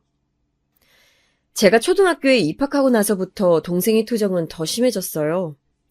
저는 오히려 학교 생활을 하면서 새로운 일상에 완전히 녹아들었는데 이런 저를 보면서 동생은 더욱 화가 났었던 것 같네요.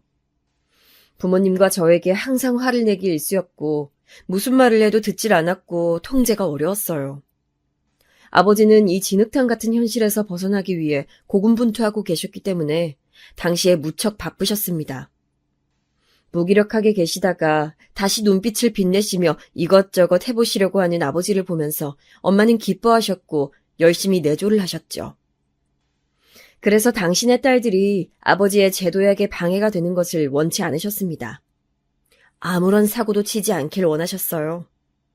저는 학교 생활에서 힘든 점이 있거나 교우 관계에서 고민이 생겨도 그걸 집에 와서 털어놓질 못했습니다.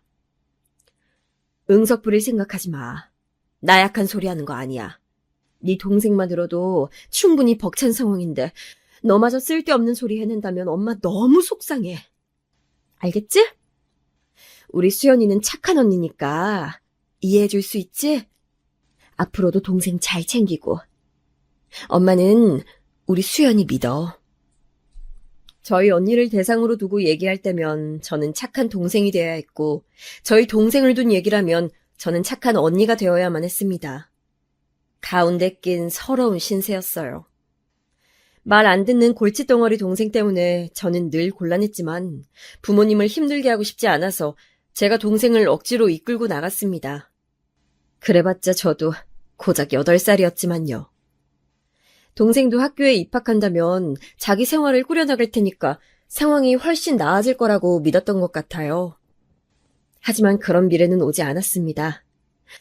동생은 7살 나이에 그 추운 연말에 어느 아파트 놀이터에서 머리를 잘못 박은 바람에 병원으로 실려갔어요. 추운 겨울이었기 때문에 더 타격이 컸지 않았나. 지금에 와서 그런 생각을 해봅니다.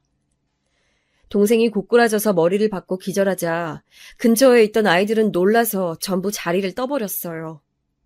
추운 줄 모르는 어린아이들만 현장에 있었고 어른은 한 명도 없었다고 합니다. 그래서 동생은 발견이 늦었어요. 자리를 떴던 아이들 중 한 명이 집에 돌아가서 자기 엄마한테 상황을 말했던 거예요.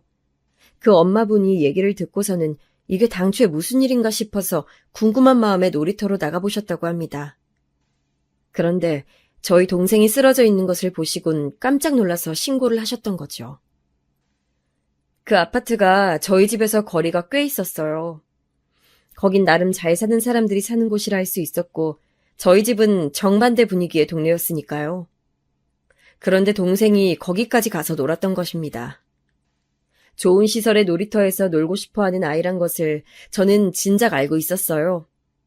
하지만 부모님께 쓸데없는 소리를 전하는 딸이 되고 싶진 않아서 동생의 일탈 같은 놀이를 혼자만 알고 묵인하고 있었습니다. 그랬던 것이 결국 화근을 불러왔던 것은 아닐까 싶어서 그 이후로는 저는 혼자 죄책감을 느껴왔었죠. 만약 부모님께서 동생이 그 동네에 그 아파트까지 가서 논다는 것을 아셨다면 분명히 만류하셨을 테니까요. 안 돼. 이럴 수 없어. 불쌍한 내 새끼. 얼마나 무섭고 아팠을까. 제발 눈 좀 떠다오. 엄마 좀 쳐다봐주라. 우리 막내, 우리 예쁜 수민아. 엄마가 우리 수민이 좋아하는 불고기랑 오므라이스 해줄게. 그동안 이런저런 핑계 대면서 못해줘서 미안해. 제발 눈 떠줘. 엄마는 의식불명인 동생을 붙잡고 끊임없이 흐느끼셨습니다. 그 모습을 보고 나서 저는 제 동생의 상태가 심각하다는 것을 알아차렸죠. 가슴 한구석이 싸하게 식더라고요. 뭔가 단단히 잘못되어 간다는 예감을 받았던 듯 싶어요. 하루가 지나고 이틀이 지나도록 동생은 의식을 찾지 못했고 엄마는 병원에만 계셨습니다. 아버지는 집에 오셔서도 저한테 말 한마디를 안 건네셨죠. 그 상황에서 저는 묵묵하게 집안일을 하고 아버지의 끼니를 챙겨드렸습니다. 새해를 앞두고 동생은 끝내 세상을 떠났어요. 8살이 되어보지 못했고 학교에 들어가 보지도 못한 짧은 생이었습니다. 너무나도 허무한 일이었고 그래서 믿어지지가 않았습니다. 따로 떨어져 살고 있었건만 언니는 저보다도 동생의 죽음 앞에서 더 많은 눈물을 흘리더라고요. 그래서 저는 동생이 떠났으니 언니가 다시 집으로 돌아와서 살지 않을까 하는 짐작을 했었어요. 그러나 언니는 계속 큰 고문에서 살겠다고 했습니다. 거기서 살면서 다니고 있는 학교에 너무 많은 정이 들어버렸다는 것이 당시의 이유였지만 나중에 알고 보니까 동생이 떠나고 나서 도저히 저희 집의 상황이 언니를 받아줄 여력이 되지 않았기 때문에 그런 것이었어요. 엄마는 마치 폐인처럼 일상을 놓아버리셨고 아버지는 하루 종일 바깥일에만 매달리셨습니다. 저는 찍소리도 못하고 그 집에서 저 혼자 스스로를 챙기면서 그렇게 살았어요. 살얼음판 위라도 그것보단 나았을 것입니다. 아버지의 눈치를 보면서 엄마의 비위를 맞추면서 매일매일을 긴장 속에 살았던 것이 바로 저의 유년 시절이었어요. 저도 차라리 언니처럼 다른 친척 집에 가서 살면 어떨까 싶은 생각을 했었습니다.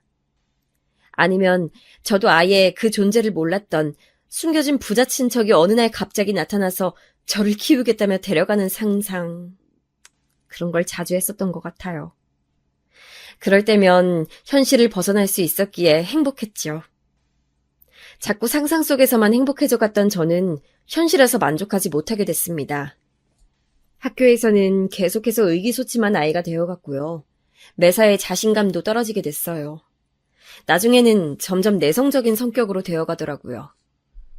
환경이 사람을 만든다는 말이 괜히 나온 게 아닌가 봐요. 제가 정말로 그랬었으니까요. 제가 중학교 입학을 목전에 앞뒀을 무렵 저희 집은 급변을 맞이하게 됩니다.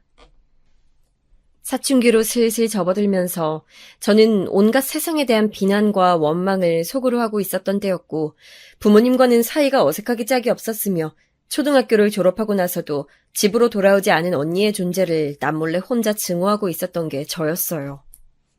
그런 상황 속에서 갑자기 아버지의 일이 확 잘 풀려버린 거예요. 로또 맞았다, 잭팟 터졌다 이런 표현으로 밖에는 설명할 길이 없었던 정말 기적 같은 일이었습니다. 지인분의 사업장에서 일을 하시던 아버지가 자립을 원하셔서 그곳을 나오시고 사업체를 꾸린 지 2년이 되어가던 무렵의 일이었죠. 일이 잘 풀리는 바람에 아버지는 친가 쪽 친척들에게 빌렸던 돈을 금세 갚을 수 있었습니다. 이 과정에서 언니를 계속 맡아주었던 큰고모네한테 후한 금액을 건네주신 걸로 알아요. 그리고 저는 이게 불만이었어요.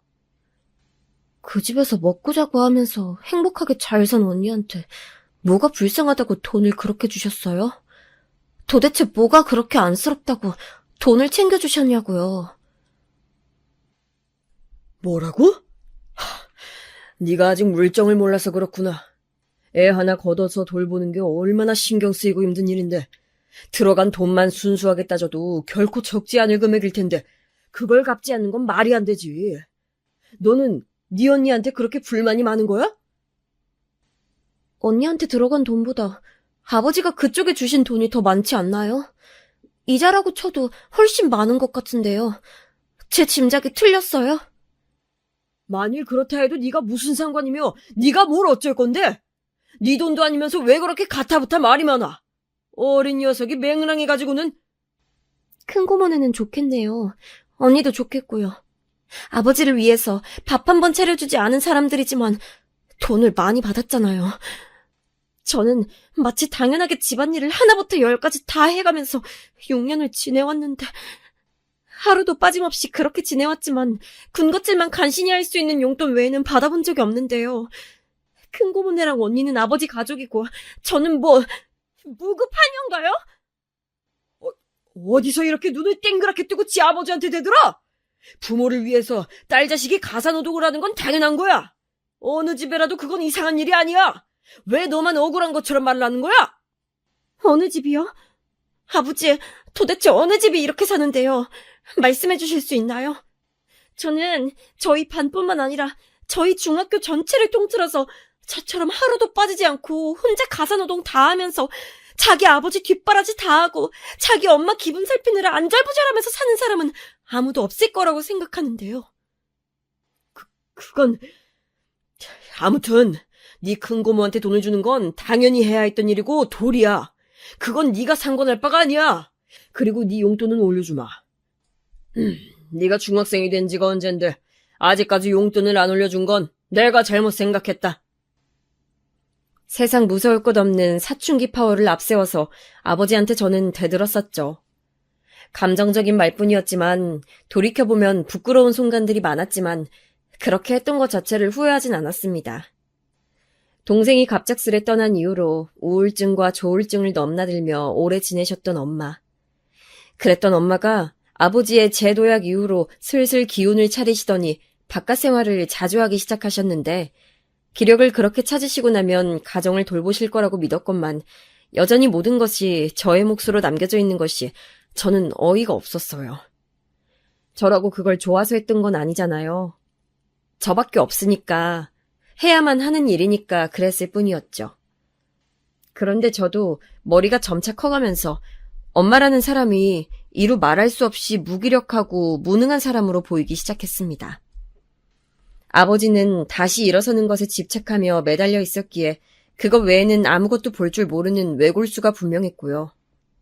저희 집은 경제적인 상황이 무척 나아지고 있었으나 가족 간의 깊어진 골은 어떻게 해볼 수 있는 상태가 아니었습니다.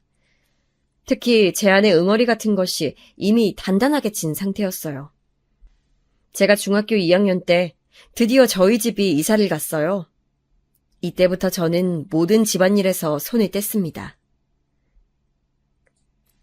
그래, 이런 데서 살아야 집안일을 할 맛도 나지. 설거지를 해도 행복하고 빨래를 돌려도 기분이 좋으려면 바로 이런 집에서 살아야 돼. 그런 감상을 내뱉으시는 엄마의 표정이 전에 없이 환해 보였습니다. 저희 집이 망하기 전에 살았던 집만큼은 아니지만 좁고 어두웠던 구옥집에 비하자면 대궐 같은 집으로 이사를 했고 엄마는 점차 밝아지기 시작하셨어요. 마치 동생이 세상을 떠나기 전처럼 말입니다. 결국 돈이면 다 되는 것인가. 돈으로 행복을 살 수는 없다지만 돈이 있으면 행복하기 쉽다는 것이 무슨 말인지 이해할 수 있었습니다. 저는 이때 사춘기가 절정에 올라있던 중학교 2학년이었기 때문에 더욱 이런 현상에 염증을 느꼈었던 것 같아요. 제가 성인이었다면 속물적으로 생각하고 판단하지 않았을까 싶네요. 역시 돈이 최고야 이런 생각이나 하고 말았을지도요. 하지만 저는 어둡고 우울한 시간을 꽤 오래 보내온 상태였기 때문에 모든 것이 곱게 보이지 않았습니다. 그리고 언니가 곧 집으로 돌아왔어요.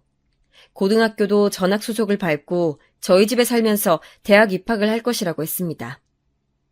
이미 삐뚤 시각을 가지고 있었던 저는 제가 그 고생을 하면서 매일같이 눈칫밥이나 얻어먹으며 가난을 직접적으로 마주하는 동안에 멀리 피난이나 가 있었던 언니가 달갑지 않았습니다.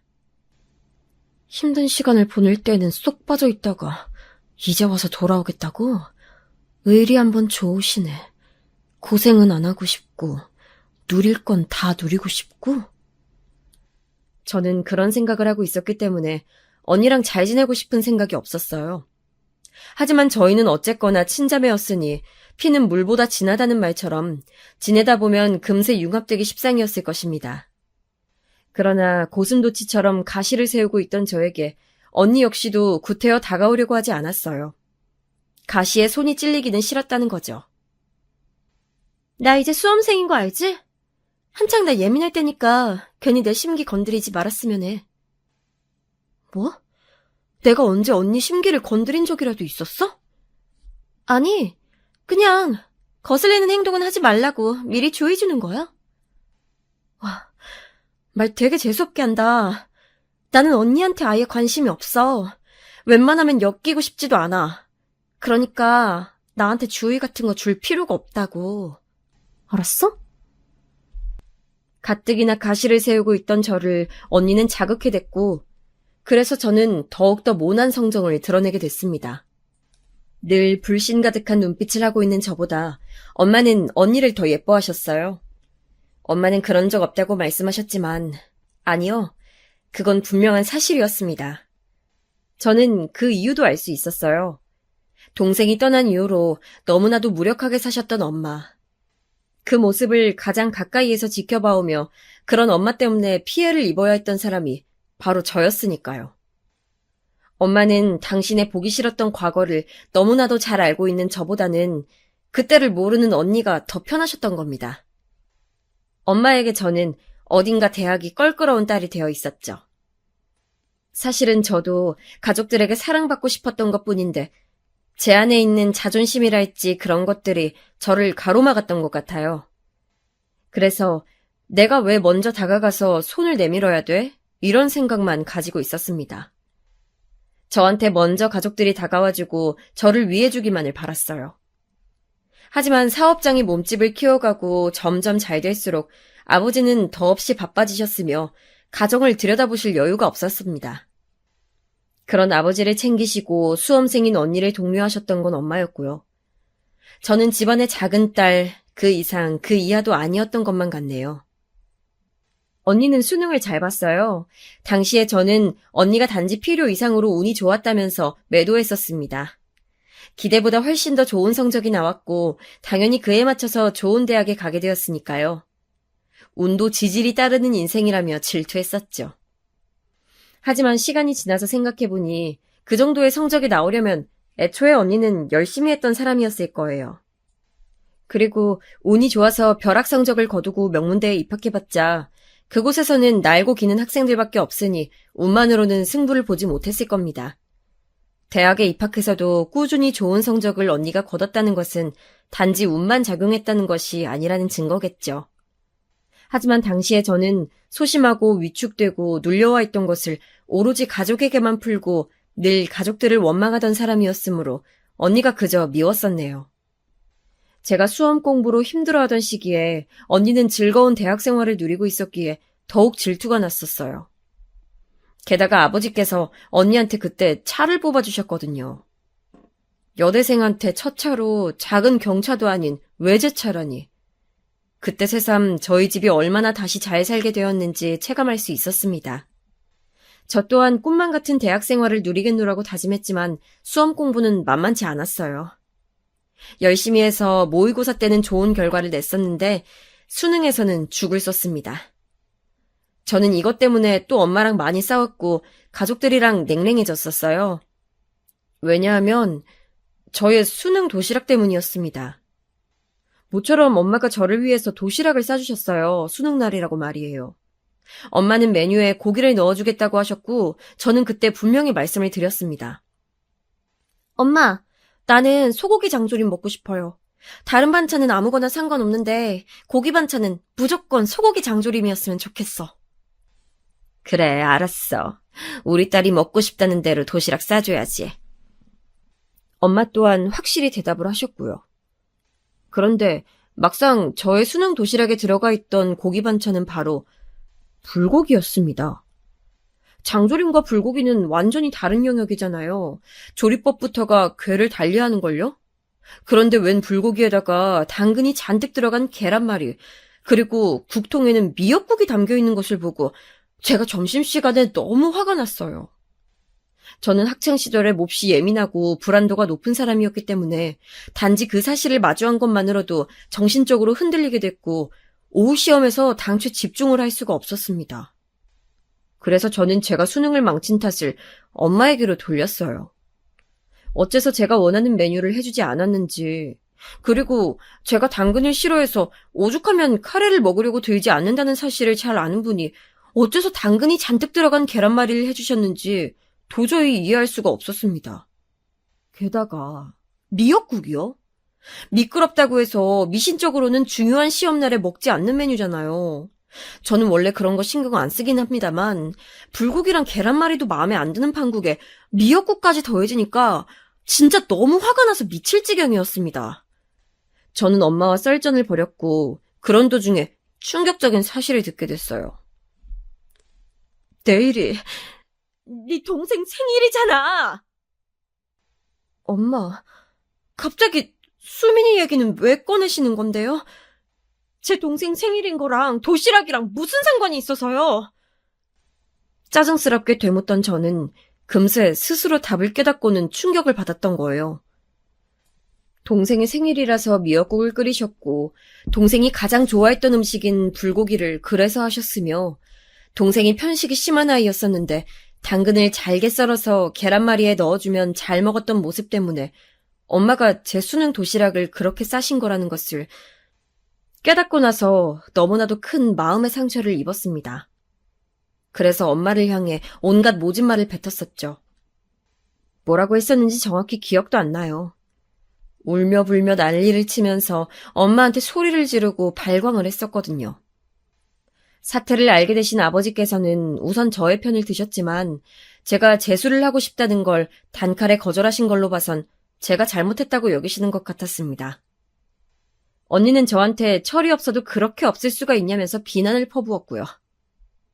저는 집에서 왕따인 것 같았어요. 가장 분한 사실은 내가 능력이 없어서 내 힘으로 재수를 하고 내 힘으로 새로 대학을 갈 엄두가 안 난다는 거야. 저는 성적에 맞춘 대학에 들어갔어요. 언니보다 훨씬 떨어지는 곳에 갔다는 것 때문에 저는 우울했습니다. 엄마와 사이가 틀어져서 대면대면해진 것도 속상했고요. 여기서 또 혼자 서글펐던 것은 대학교 근처에서 자취를 했는데 이 비용을 전부 마련해준 것이 아버지셨다는 사실입니다. 저는 입만 살아서 짓거릴 줄만 알았지 제 스스로의 능력은 쥐뿔도 없는 사람이었어요.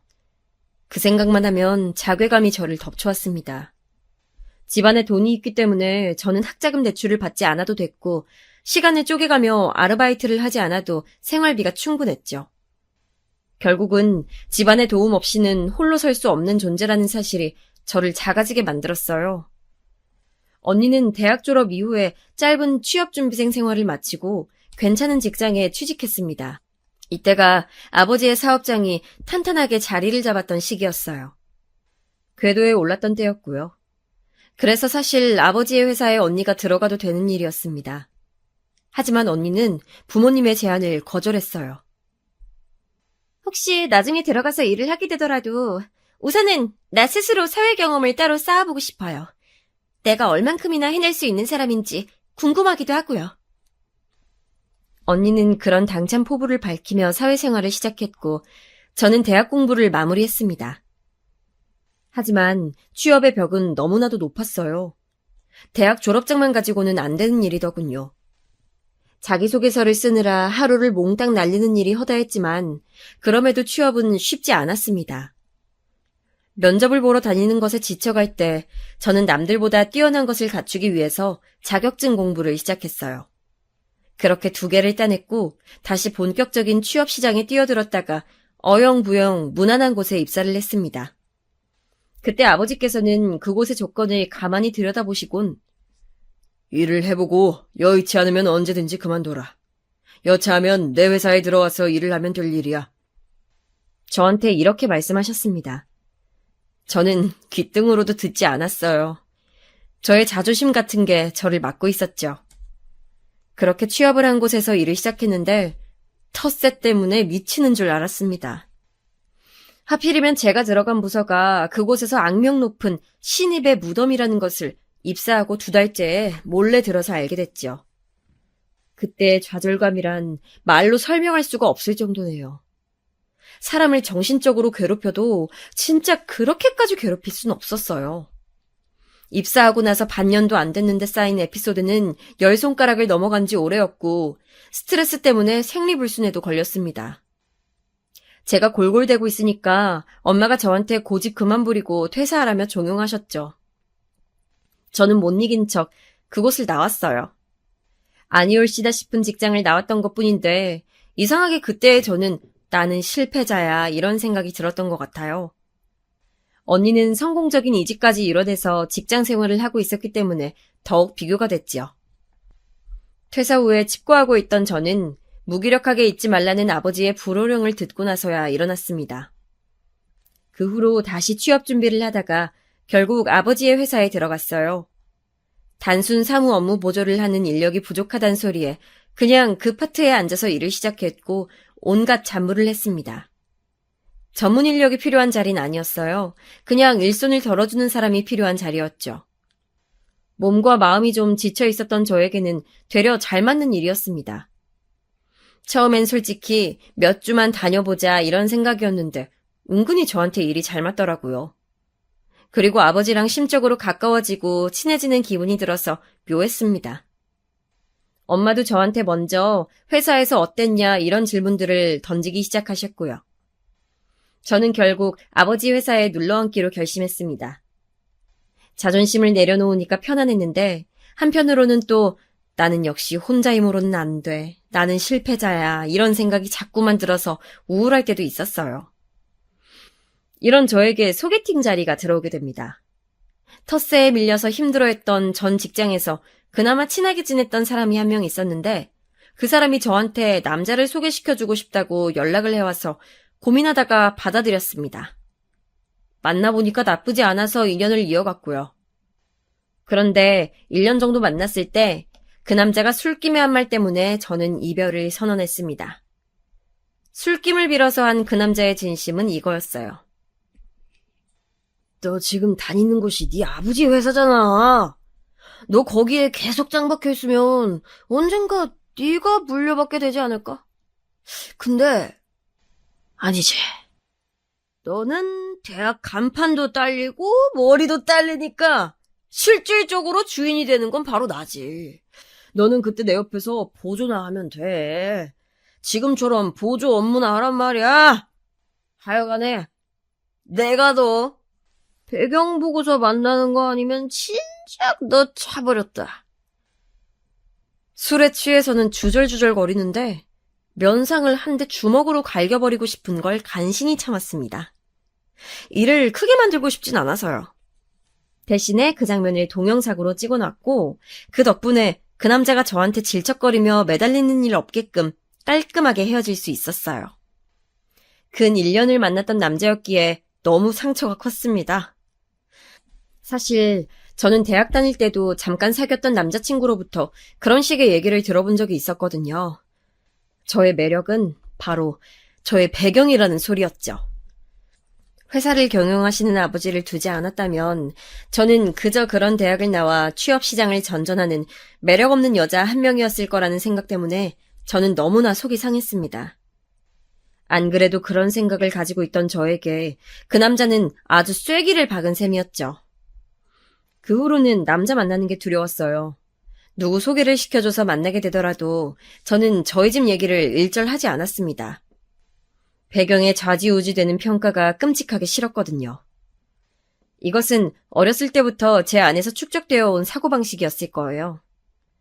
그렇게 지내던 어느 날 저는 알고 지냈던 대학 선배 언니를 통해서 새로 남자친구를 소개받았습니다. 그 선배 언니는 제가 경제적 어려움 없이 대학을 다니고 있다는 것 정도로만 알았던 사람이었기에 당연히 소개받게 된 남자친구도 역시 저희 집 배경을 몰랐어요. 그냥 어려움 없는 집안이라는 것 정도로만 알았죠. 저는 남자친구가 평범한 인상이나 평범한 직업군을 가진 것만큼 성격 또한 특색 없고 평범한 것이 너무나도 좋았습니다. 혹자는 이런 사람을 보고 개성 없다고 할지도 모를 일이었지만 저는 오히려 좋았어요. 그런 평범하고 무난함의 극치를 달리는 사람이야말로 저의 이상형이었습니다. 둘 다 20대 후반의 나이였고 각자 직장도 있어서 그런지 만나다 보니까 자연스레 결혼을 생각하게 됐어요. 제가 그런 이야기를 먼저 꺼냈을 때 남자친구는 생각이 많은 얼굴이었는데 며칠 후에 저한테 정식으로 청혼을 했죠. 특별한 뭣도 없었고 이벤트를 열어준 것도 아니었지만 저는 그 가식 없는 담백함에 이끌려서 그 청혼을 승낙했습니다. 어쩌다 보니까 제가 예비시댁에 먼저 인사를 가게 됐어요. 남자친구는 이남 일녀 집안의 장남이었습니다. 그래서였을까요? 장남이 데려온 결혼 이야기가 오가고 있다는 여자친구를 바라보는 예비 시어머니 되시는 분의 눈빛이 예사롭지가 않았습니다. 아버님 쪽은 시큰둥해 보이는 게 저한테 별다른 관심이 없어 보이셨는데 반대로 어머님 쪽은 저를 물어뜯고 싶어서 어쩔 줄 몰라 하는 표정이신 게 보였어요. 그래서 다니는 그 직장에서 하고 있는 일이 정확히 뭐라고요? 이것도 하고 저것도 하고 아유 듣기로는 너무 정신이 없어 보이는데. 아, 정확히는 격리일이라고 보시면 되는데요. 제가 단지 서류 업무뿐만 아니라 가끔은 직접 회사로 찾아오시는 손님 응대도 하고 있기 때문에 범위가 넓습니다. 뭐, 손님 응대? 혹시 그거 커피를 타서 나른다거나 그런 건 아니겠죠? 네? 아, 그게 제가 커피를 타서 드리기는 하는데요. 무슨 문제라도 있을까요? 남자친구의 앞이라서 그런지 어머님께서는 얼굴에 열이 잔뜩 오르신 채로 입을 꾹 다무셨지만 이튿날 저에게 연락을 따로 하셔서는 득달같이 따지셨습니다. 이봐요. 이 무슨 말도 안 되는 경우예요. 기껏 커피나 타는 격리라고? 나 참 어이가 없으려니까 감히 천한 격리 주제에 대기업에 종사하는 우리 큰아들을 넘보겠다고? 급이 다른데 어딜 넘기는 거야? 이보세요, 격리 아가씨. 제발 주제 파악 좀 하시고 내 아들은 놔줘요. 나는 내 눈에 흙이 들어가도 너 같은 여자는 며느리로 허락 못하니까. 당신 하실 말씀만 하시고선 일방적으로 전화를 끊으셨는데 이런 모욕감은 처음이었습니다. 저는 화를 사귀고 나서 어머님께 전화를 걸었지만 안 받으시더군요. 제 번호를 즉시 차단하신 모양이었어요. 거기에서 또 한 번 수치심이 들었죠. 남자친구에게 이런 얘기를 다 했어요. 그랬더니 무척 난감한 얼굴로 저한테 결혼은 어차피 우리 둘이서 하는 거잖아. 엄마가 뭐라고 하시든 너무 신경 쓰지 마. 이렇게 얘기를 해주더군요. 그런데 적극적으로 뭔가 해결을 하려는 뉘앙스가 전혀 아니라서 제가 좀 당황했습니다. 제가 모욕감을 느꼈다고 하는데도 저한테 자기 모친 대신이나마 사과하려는 제스처도 안 보여줬고요. 솔직히 조금 실망하긴 했으나 남자친구와 결혼하고 싶다는 마음까지 흔들린 건 아니었기 때문에 다시금 자리를 만들어서 예비 시부모님을 뵈러 갔습니다. 식당에서 밥 먹는 자리였는데 생각보다 분위기는 좋았어요. 별다른 얘기도 오가지 않았고요.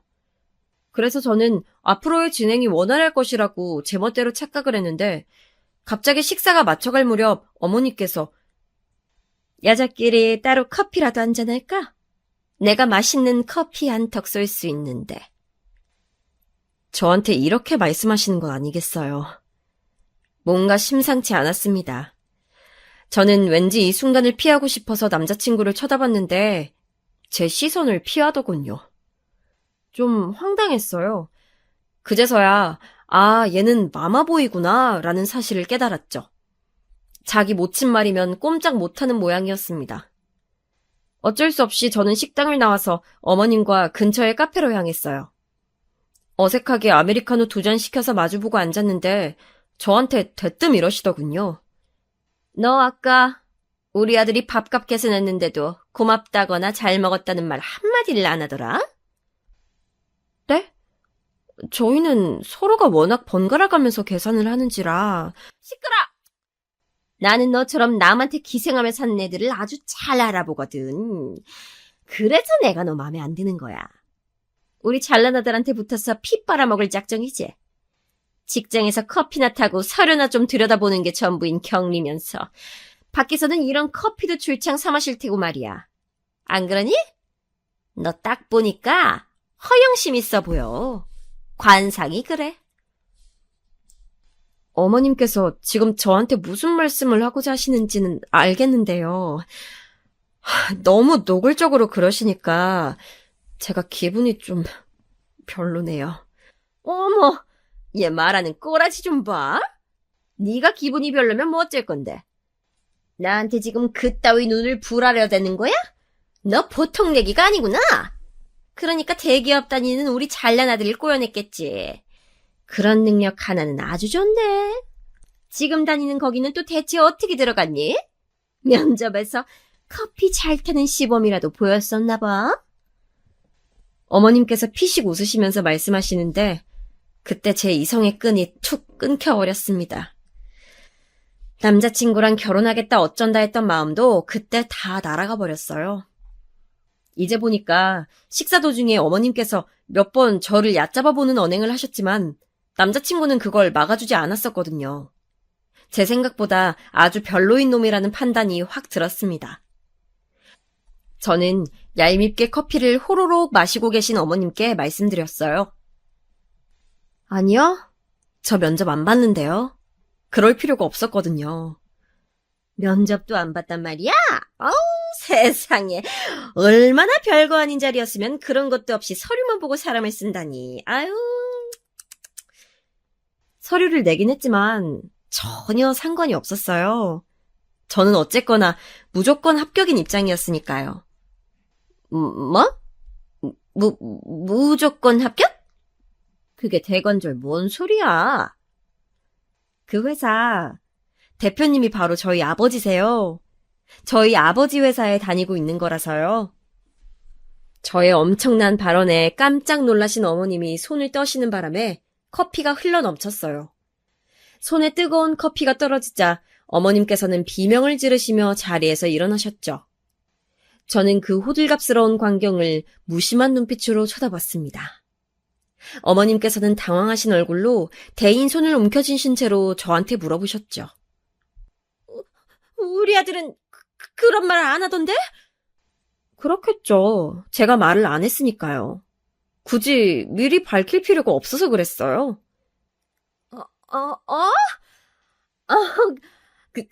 그랬구나. 아이고, 그렇게 된 거였어? 어머나. 갑자기 어머님께서는 전에 없던 해사한 미소를 지으시면서 조심스레 다시 자리에 앉으셨습니다. 저는 그 변화를 싸늘하게 쳐다보고 있었죠. 어머님께서는 모르셨겠지만 저는 지난 세월 많은 감정의 변화를 겪으면서 돈 앞에서 사람이 달라진다는 것을 별로 좋아하는 사람이 아니었습니다. 응당 그럴 수밖에 없다는 것을 분명 알고 있었지만 제 속이 뒤집어지는 건 어쩔 수 없었죠. 가족회사였다면 그렇다고 진작 말을 하지. 아유, 회사에 찾아오는 손님 응대뿐만 아니라 각종 서류 업무도 도맡아서 하고, 아유, 알고 보니까 참된 일꾼이 여기 있었네. 아이고. 특히나 어머님처럼 수치도 모르고 손바닥 뒤집듯 태세를 바꾸는 사람은 가장 싫었습니다. 저는 다음 이어진 어머님의 말씀에 저도 모르게 코웃음을 치고 말았어요. 아무튼 나는 우리 큰아들 결혼이라면 무조건 오케이 찬성인 입장이니까 그런 줄 알고 있어. 네? 무조건 찬성을 하신다고요? 그럼 당연하지. 우리 큰아들도 지금 장가들 나이가 됐는데 내가 왜 반대하겠니? 쌍수 들고 환영해야 할 일이지. 결혼 허락할 테니까 둘이 잘 살아보렴. 버스가 이미 떠난 줄도 모르고 정류장에서 기다리고 계시네요. 바보처럼. 제가 외치자 어머님께서는 영문을 모르겠다는 듯 눈동자를 크게 뜬 채 저를 바라보셨습니다. 그 앞에 대고 저는 분명하게 제 의사를 전달드렸어요. 결혼? 이제는 제가 싫어요. 이 미친 아줌마 같으니라고. 2번 다시 뵙는 일 없었으면 좋겠네요. 또박또박 말을 뱉은 후에 미련 없이 자리에서 일어났습니다. 입도 되지 않은 커피는 그대로 남겨둔 채 말이죠.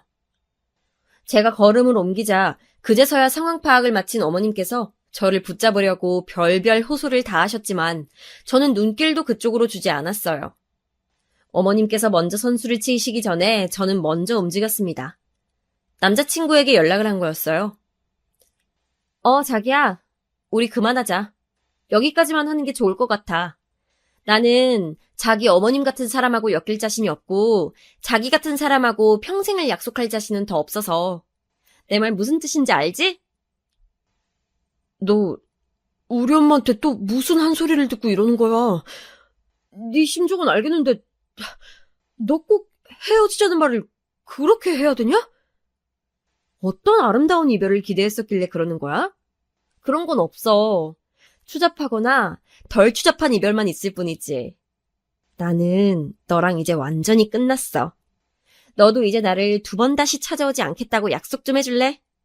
너 이상한 데서 고집이 있어서 이렇게 약속한 건 꼭 지키는 사람이잖아. 네가 그러면 내가 매달릴 줄 아나 본데. 아니야, 너 착각한 거야.